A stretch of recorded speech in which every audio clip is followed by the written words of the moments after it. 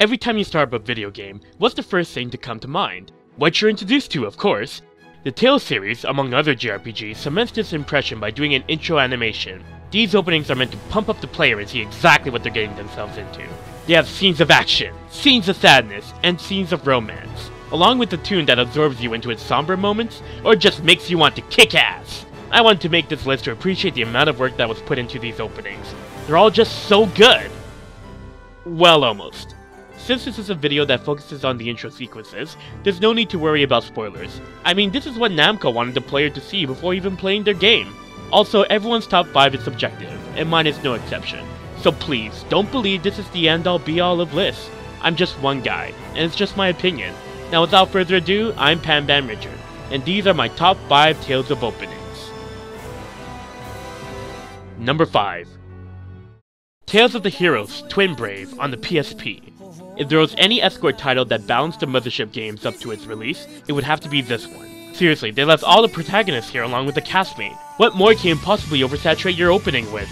The characters' appearances in this opening are brief, but for the most part evened out. Heck, at the very beginning we're given these characters fading in at the night sky, and suddenly the camera zooms past all the characters standing in the grassy plains.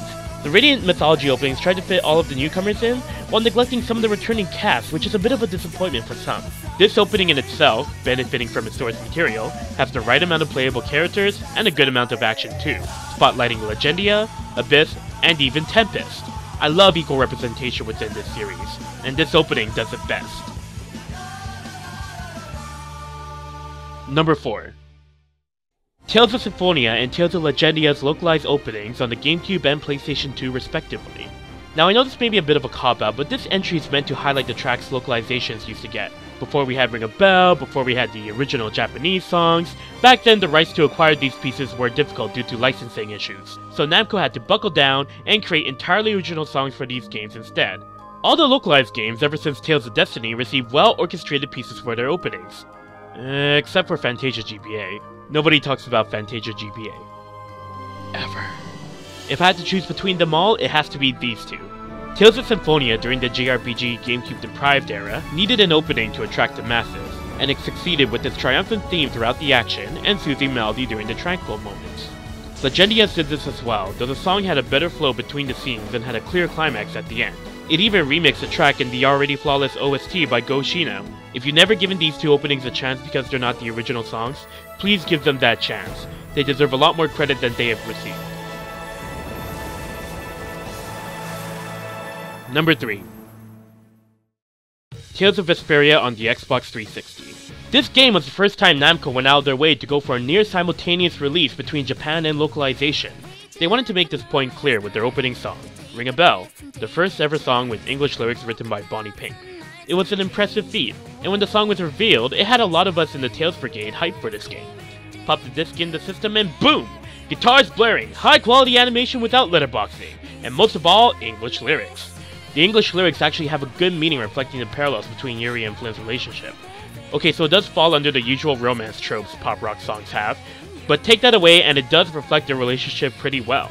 Overall, this opening meant a lot to the English market, and I admire it for the amount of extra work the artist put into it, and how it fits well with the game's themes.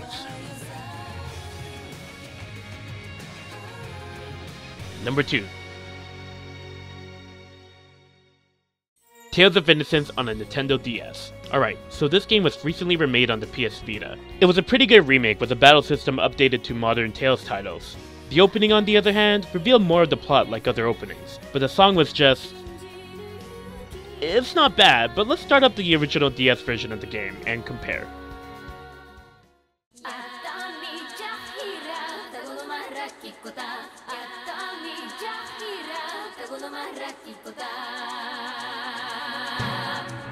Now that's how you start a game! The silhouettes, the constant beat, and the tribal theme puts jitters down my spine each time I hear this. After that strong opening, it transitions to a beautiful sounding melody while depicting the characters in various locations of the game. Then, it jumps back to that same beat from the beginning with action scenes to boot. A lot of it has to do with the song, Follow the Nightingale by Kokia. And you know what? The song practically made this opening. The animation accompanying the piece is enough to do it justice, and it's as if Hideo Baba has come down to us assuring that the DS games are meant to be taken seriously and not to be handled like Tempest. The song is good. This song is that damn good.